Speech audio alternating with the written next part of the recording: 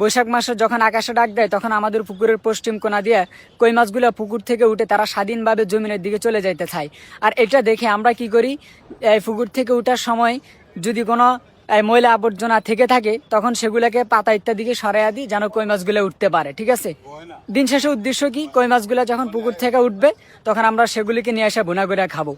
আর আমাদের দেশে এমন কিছু সুবিধাবাদী, শাহবাগী এবং ইসলামপ্রবীয় আছে যারা যখন নারীরা রাস্তা থেকে বের হইতে চায় তারা কবিতা শোনায়, থাকবো না আর বদ্ধ করে দেখবো করে জগৎটাকে। তো ওই নারীদের সাথে তাল মিলিয়ে নারীদেরকে রাস্তায় বের করে দেয়, তারপর তাদেরকে নিয়ে কখনো অফিসে কট খায়, কখনো বাথরুমে চিপায় কট খায়। ছাত্রীসহ আপত্তিকর অবস্থায় ধরা পড়েছেন রাজশাহী বিশ্ববিদ্যালয়ের এক শিক্ষক। নঙ্গলকোটে শিক্ষক শিক্ষিকাকে আপত্তিকর অবস্থায় দেখে ফেলায় পঞ্চম শ্রেণীর ছাত্রীর শ্লীলতাহানির চেষ্টা।